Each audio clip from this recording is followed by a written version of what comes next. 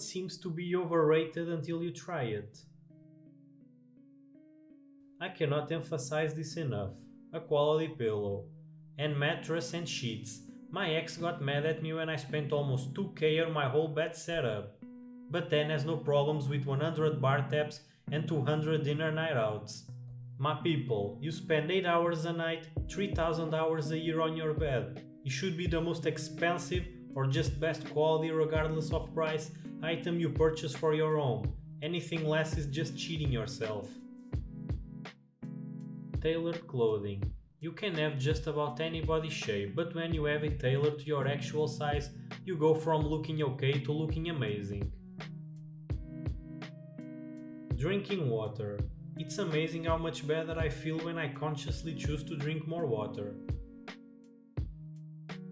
Actual running shoes. Some shoes are meant for running, man. I thought to look at the starry sky is boring, but in fact is very beautiful. Getting a good massage. I was almost 30 and never had one before, and I didn't really care to anyway. But my girlfriend found a deal for a couple's massage on Groupon at some shitty hole in the wall place, so we went. It was a terrible massage and I left feeling worse than when I came in. I thought my apathy towards massages had been confirmed. A while later my back was really hurting, so I decided to maybe give it one more shot at a nicer place. This time it was amazing and so peaceful I almost fell asleep. I walked out the door with no back pain and feeling completely refreshed. I'm glad I gave it a second chance. Sleep, nutrition, hydration. Believe me when I say this, it's a cold, dark world until you tune these three together. Good headphones. You'll hear little nuances in music you've heard hundreds of times before but didn't notice.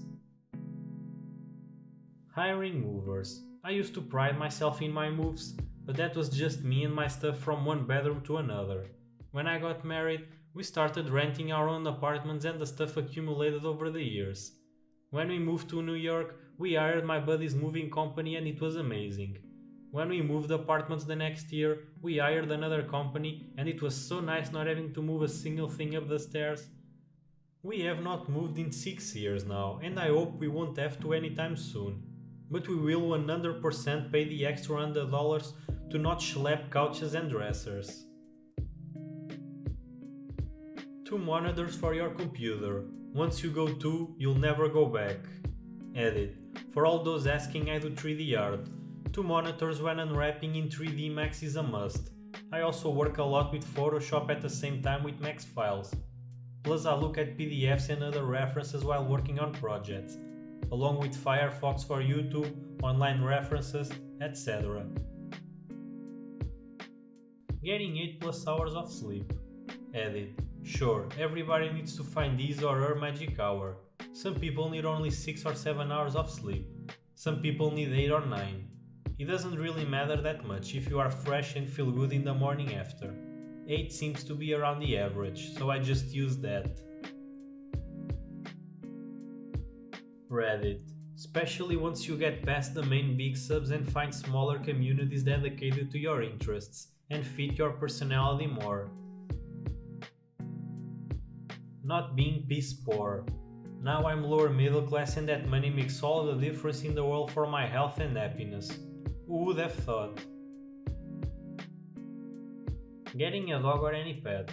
I used to scoff at dog owners talking about how much they love their dogs. I acknowledge that, but I don't really understand how can anyone's love for dogs surpass everything else. This just seems so overrated and I think I can do without it, thanks. This is until I have my own. I cannot imagine a day without him. I work hard to give him a good life. I make sure he eats and exercises as well as I do. I cry when he's hurt and laugh when he's happy. I love my dog. Come scoof at me. I'm assuming golf, considering how fucking boring it seems and how much people who play love it. As a millennial, a full-time job and falling asleep early. Was a night owl for years, depressed for a few, had a few part-time jobs here and there because I thought that I would hate working full-time. Turns out I like waking up early and really needed a structure in my life. Helped with my depression immensely, and I'm not so sad anymore these days. Sure, I have less time to do other things, but now they actually feel like hobbies, not like things I used to pass an excessive amount of time. VR. I looked at it at conferences but never really got into it.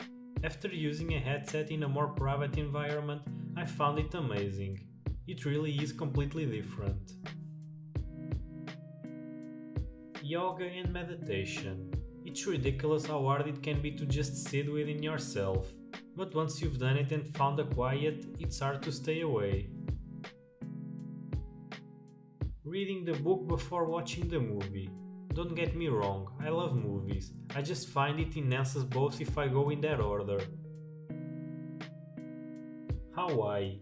It seems cliché and overdone, at least in US, but for good reason. I used to wonder why people would fly so long just to go to the beach when Florida and California is so much closer.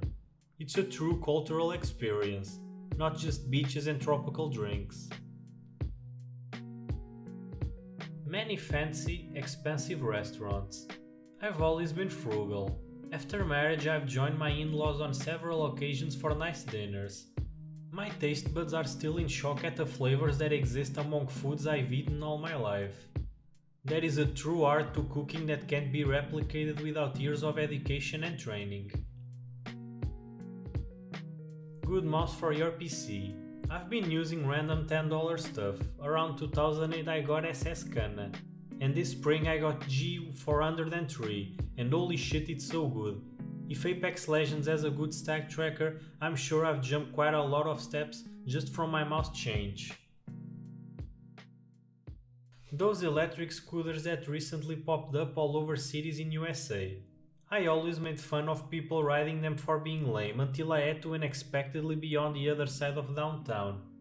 What would have been a 45-minute walk turned into a 15-minute ride for under $5. Plus it was super fun. Haters gonna hate.